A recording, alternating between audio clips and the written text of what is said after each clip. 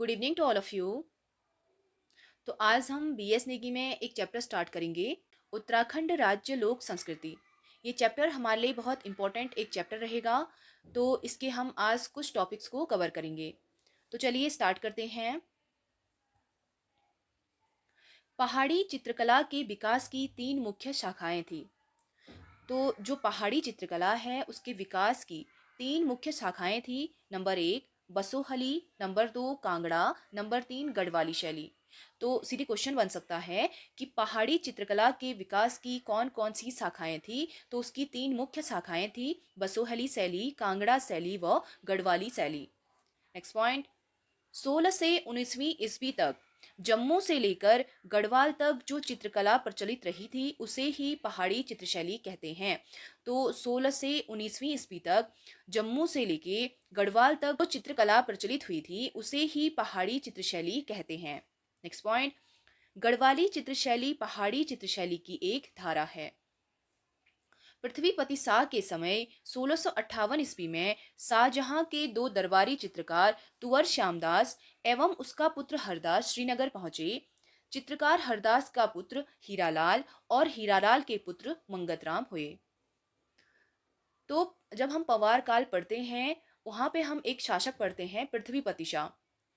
पृथ्वीपति शाह के समय 1658 ईस्वी में शाहजहां, जो हम पढ़ते हैं मुगल काल में, मुगल काल के एक शासक होते हैं शाहजहां, उनके दो दरबारी चित्रकार तुवर श्यामदास और उनके पुत्र हरदास श्रीनगर पहुंचते हैं, जो कि पृथ्वीपति शाह के समय पहुंचते हैं। और उनके पुत्र होते हैं हरदास, हरदास के पुत्र होते हैं हीरालाल, हीरालाल के पुत्र होते हैं मंगतराम।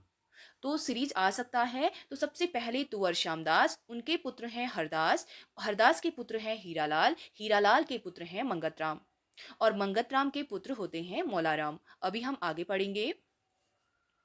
तो सीधे क्वेश्चन बन जाएगा कि शाहजहां के दरबार से पृथ्वीपति शाह के समय कौन से दो चित्रकार आए थे। तो श्यामदास व हरदास श्रीनगर आए थे शाहजहां के दरबार से। नेक्स्ट पॉइंट, मंगतराम के पुत्र मौलाराम गढ़वाल चित्रशैली के महान चित्रकार हुए थे। तो गढ़वाल चित्रशैली के महान चित्रकार थे मौलाराम। बैरिस्टर मुकुंदी लाल जी ने चित्रकार मौलाराम का समय 1743 ईस्वी से 1833 ईस्वी तक माना है। मौलाराम के चित्रों को प्रसिद्धि दिलाने में मुकुंदी लाल जी का महत्वपूर्ण योगदान रहा है। तो जो मौलाराम हैं उनके चित्रों को प्रसिद्धि दिलाने में मुकुंदी लाल का एक बहुत बहुत महत्वपूर्ण भूमिका है। नेक्स्ट पॉइंट, चित्रकार मौलाराम को पांच कला प्रेमी पवार शासकों प्रदीप शाह, ललित शाह, जयकृत शाह, प्रद्युम्न शाह एवं सुदर्शन शाह का संरक्षण मिला था। तो सीधे क्वेश्चन बन सकता है कि मौलाराम को पांच पवार शासकों का शरण प्राप्त था, उनमें से कौन कौन से शासक थे। तो प्रदीप शाह, ललित शाह, जयकृत शाह, प्रद्युम्न शाह और सुदर्शन शाह का संरक्षण मौलाराम को मिला था। नेक्स्ट पॉइंट, गढ़वाली शैली के चित्रों में कांगड़ा शैली का प्रभाव भी दिखाई देता है। तो जो गढ़वाल शैली है उसके चित्रों में कांगड़ा शैली का प्रभाव भी दिखाई देता है। गढ़वाली शैली के चित्रों की खोज बैरिस्टर मुकुंदी लाल ने किया था। तो जो गढ़वाली शैली है उनके चित्रों की खोज का श्रेय जाता है बैरिस्टर मुकुंदी लाल को। नेक्स्ट पॉइंट, मोर प्रिया चित्र मौलाराम का प्रारंभिक अवस्था का चित्र है। मोस्ट इंपॉर्टेंट क्वेश्चन, ये क्वेश्चन आ चुका है कि मोर प्रिया चित्र मौलाराम का प्रारंभिक अवस्था का चित्र है, जिसमें पक्षियों का अंकन भी किया गया है। तो जो मोर प्रिया है इसमें पक्षियों का अंकन भी किया गया है। नेक्स्ट पॉइंट, गढ़वाली शैली की चित्रकला के सूत्रपात हीरालाल थे, जो चित्रकार मौलाराम के वंशज थे। नेक्स्ट पॉइंट, मौलाराम के बाद गढ़वाली शैली के चित्रकार उसके वंश से ज्वालाराम, शिवराम, आत्माराम, अजबराम, तेजराम आदि सभी गढ़वाल शैली के चित्रकार हुए। चंद्रमुखी का चित्र मौलाराम द्वारा बनाया गया है। तो चंद्रमुखी का जो चित्र है वो भी मौलाराम के द्वारा बनाया गया है, जिस चित्र पर मौलाराम ने कविता भी लिखी है। नेक्स्ट पॉइंट, हिंडोला व मस्तानी चित्र का चित्रांकन मौलाराम ने किया था। तो हिंडोला व मस्तानी जो चित्र है इसका चित्रांकन भी मौलाराम के द्वारा किया गया था। बाघ व घुरड़ चित्र भी मौलाराम की चित्रावली है। दंपत्य चित्र में मौलाराम ने प्रद्युम्न शाह व उसकी रानी के चित्र का चित्रांकन किया है। तो दंपति किससे संबंधित है? दंपति का संबंध है प्रद्युम्न शाह व उसकी रानी से संबंधित है, जो कि मौलाराम के द्वारा बनाया गया था। अब हम पढ़ेंगे चैतू व माणकू। 13 चित्रों की रुक्मणी हरणमाला का चित्रांकन गढ़वाली चित्रकार चैतू ने किया था। तो रुक्मणी हरणमाला जो चित्रांकन है वो किसके द्वारा किया गया था? वो किया था चैतू के द्वारा। तो सीधे क्वेश्चन बन सकता है। चैतू ने कृष्ण लीलाओं के चित्रण पर ख्याति प्राप्त थी। तो जो चैतू थे वो कृष्ण लीलाओं पर आधारित चित्र बनाया करते थे और वह अपने बनाए चित्रों के पृष्ठभाग पर हस्ताक्षर करता था। मणिराम वैरागी भी चैतू के समय का चित्रकार था। आंख मिचौली नामक रंगीन चित्र का चित्रांकन माणकों द्वारा किया गया था। इंपॉर्टेंट एक क्वेश्चन बन सकता है कि आंख मिचौली का चित्रांकन किसके द्वारा किया गया था? माणकों के द्वारा किया गया था। नेक्स्ट पॉइंट, माणकों ने जयदेव रचित गीत गोविंद का चित्रण 1830 ईस्वी में किया था। तो जयदेव के द्वारा जो रचित गीत गोविंद है उसका चित्रण किसके द्वारा किया गया था? माणकों के द्वारा 1830 ईस्वी में। माणकू देवलगढ़ समीप रामपुर निवासी था। चैतू व माणकू चित्रकार सुदर्शन शाह के दरबारी चित्रकार थे। इंपॉर्टेंट एक क्वेश्चन बन जाएगा कि चैतू व माणकू किसके दरबार में चित्रकार थे? तो सुदर्शन शाह के दरबार में चित्रकार थे चैतू व माणकू। चित्रकला संबंधी पुस्तकें। अब हम पढ़ेंगे कुछ चित्रकला से संबंधित कुछ पुस्तकें। गढ़वाली शैली पर मुकुंदी लाल द्वारा अंग्रेजी भाषा में लिखित कुछ पुस्तकें हैं। Garhwal paintings, some notes on Maularam, Garhwal school of painting. तो गढ़वाली शैली पर मुकुंदी लाल द्वारा अंग्रेजी में लिखित जो पुस्तकें हैं वो हैं Garhwal paintings, some notes on Maularam, Garhwal school of painting. Next point, Pahari चित्रकला पुस्तक के लेखक किशोरी लाल वैद्य हैं। तो इंपॉर्टेंट बन जाएंगे सारे पुस्तक हैं यहाँ पर। तो पहाड़ी जो चित्रकला है उस पुस्तक के लेखक हैं किशोरी लाल वैद्य। राजपूत पेंटिंग पुस्तक का प्रकाशन कुमार स्वामी के द्वारा किया गया था। पहाड़ी घशियारे नामक चित्रकार रणवीर सिंह बिष्ट का है। तो पहाड़ी घशियारे किसका है? रणवीर सिंह बिष्ट का है। गढ़वाली चित्रशैली एक सर्वेक्षण पुस्तक के लेखक डॉक्टर यशवंत सिंह कटौच का है। इंपॉर्टेंट एक क्वेश्चन बन जाएगा कि गढ़वाली चित्रशैली एक सर्वेक्षण पुस्तक के लेखक कौन है? डॉक्टर यशवंत सिंह कटौच। भाषा में गढ़वाल पेंटिंग पुस्तक के लेखक WG आर्चर द्वारा लिखा गया है। तो गढ़वाल पेंटिंग हमने ऊपर मुकुंदीलाल का भी पढ़ा था और एक गढ़वाल पेंटिंग है WG आर्चर का। तो वहां पर हम ऑप्शन के हिसाब से आंसर करेंगे। तो दो हमारे क्वेश्चन बन जाएंगे, गढ़वाल पेंटिंग बैरिस्टर मुकुंदीलाल और गढ़वाल पेंटिंग दूसरी पुस्तक है WG आर्चर द्वारा। नेक्स्ट पॉइंट, उत्तराखंड में लोक चित्रकला। अब हम पढ़ेंगे उत्तराखंड में जो लोक चित्रकला है उसके बारे में। तो सबसे पहले हम पढ़ेंगे ऐपण या छिपण। ऐपण या छिपण किसे कहते हैं? लोक चित्र का तात्पर्य लीपने या सजावट करने से है। तो जो लोकचित्र है इसका तात्पर्य क्या है? लीपने या सजावट करने से है। अतः मांगलिक व धार्मिक कार्यों पर घर के आंगन एवं दीवारों पर बनाए गए सुंदर चित्रों को ऐपण कहा जाता है। तो धार्मिक कार्यों के लिए या मांगलिक अवसर पर घर के आंगन या दीवारों पर बनाए गए सुंदर चित्रों को ऐपण कहा जाता है, जिसे चौक पूर्णा, रंगोली या अल्पना नामों से भी जाना जाता है। तो ये पॉइंट हमारे लिए इम्पोर्टेंट है कि ऐपण या छिपण को अन्य किस नाम से जानते हैं? चौक पूर्णा, रंगोली या अल्पना नाम से भी इसे जाना जाता है। ऐपण लोकचित्र कला की शुरुआत चंद काल से मानी जाती है। तो ऐपण की जो शुरुआत है वो चंद काल से ही मानी जाती है। इसके शुरुआती विशेषज्ञ विशंबर नाथ शाह सखा थे।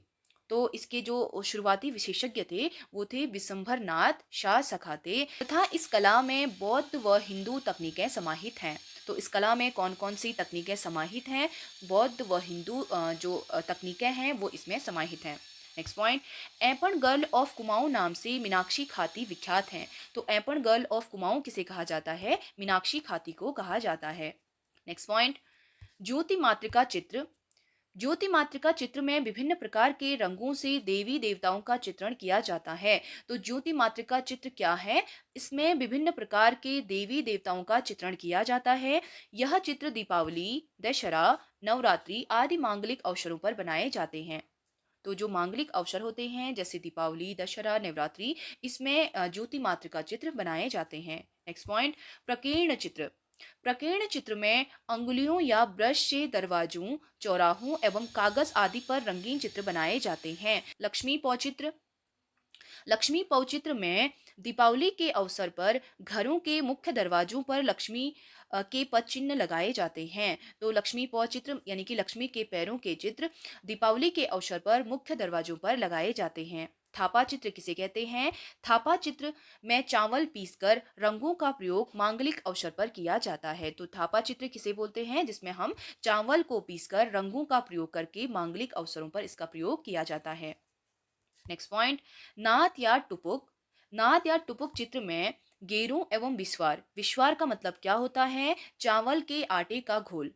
चावल के आटे का घोल को कहा जाता है विस्वार। तो गेरू एवं विस्वार से रसोई घरों में उसके दीवारों पर चित्र बनाए जाते हैं। तो रसोई घरों की दीवारों पर कौन से चित्र बनाए जाते हैं? नात या टुपुक चित्र बनाए जाते हैं। मोस्ट इंपॉर्टेंट क्वेश्चन, सीधे क्वेश्चन बन जाएगा कि रसोई घरों की दीवारों पर किस प्रकार के चित्र बनाए जाते हैं?